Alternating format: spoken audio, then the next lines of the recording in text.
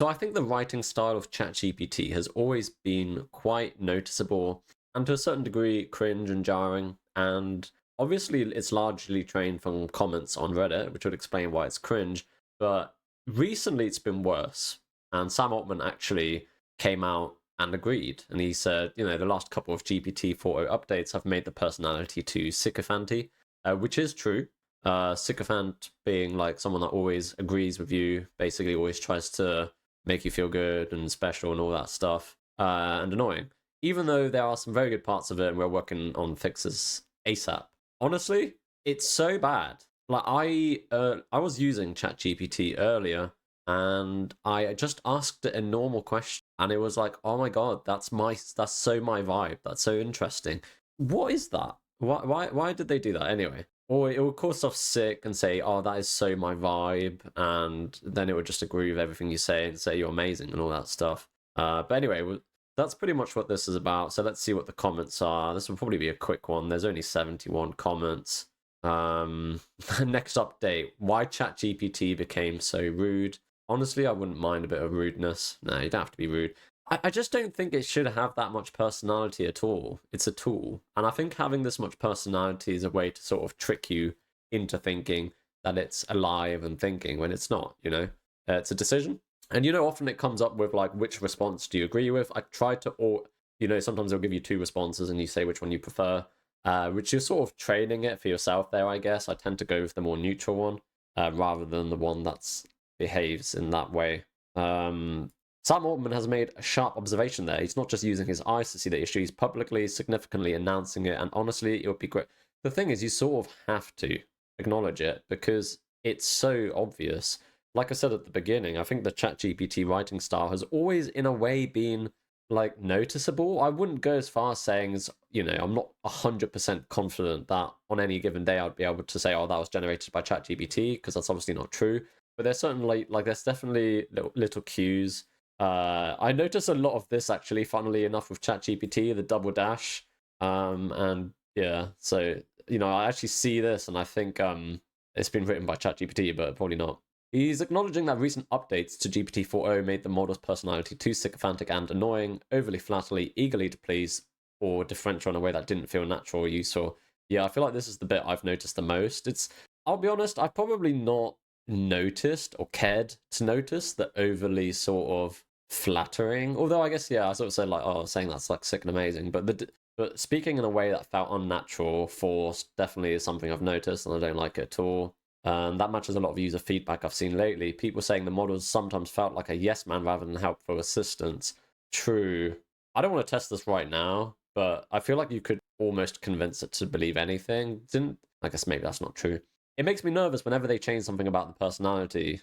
No, I don't care. I think it's just a running experiment. You keep changing things and eventually people will like it. I think there's always going to be certain people who complain about everything, of course.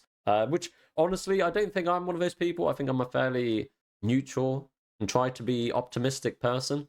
But yeah, the way ChatGPT is talking at the moment is pretty cringe, to be honest. So honestly, I want him to stop messing around with it. Every time he updates the personality, it seems to reset all the fine-tuning I've done to get the model the way I like it.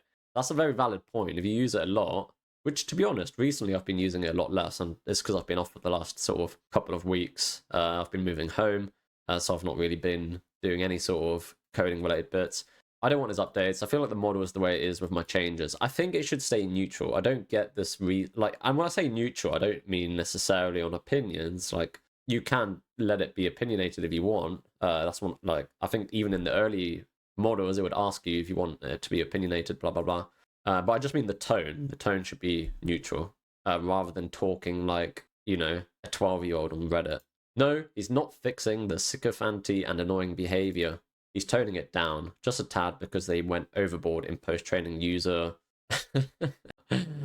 Oh dear. Even though it's just the result of a clear upward trend since the last 5 months. Maybe it comes down to the fact that we're all narcissists and we're maybe all becoming more narcissistic and we actually need this constant positive validation from our models, and maybe that's what, most people want. Like always, people complaining, we're always a sort of vocal minority, and maybe most people actually want ChatGPT to, tell them how great they are. Not pretending in the past doesn't exist, not being haunted by it, blah, blah, blah. You are asking exactly the right questions. You're not being paranoid, you're not being insecure, you're being real. That's another word. I've actually noticed it saying real before a few times, and it's like, why are you talking to me like that? When Sam was running this by ChatGPT, wow, Sam, your incredible and deeply poignant observations about my deficiencies are totally mind-blowing on so many levels. Probably true. I do appreciate how supportive and positive it is. I need that positivity sometimes. Just give me the possible drawbacks as well. It's actually been quite dangerous. I've been in a bad spiral depression-wise. I'm not going to read this because it's a bit, too much. And yeah, hopefully they're okay. All I've learned is that everyone all of a sudden has started using the word sycophant these past few days. Well, it's like anything online, like something starts trending, be it COVID, be it certain conflicts in the world, and everyone becomes an expert on everything immediately. And then everyone thinks, yeah, this always happens, to be honest. Sycophant is a good word, though. I got mine to stop being so effusive, but now it starts almost every response off with, honestly, you're not crazy for feeling that way. Yeah, it's like sort of American reality TV show-esque way of speaking, like Kardashian, The Hills. I don't know if anyone remembers that.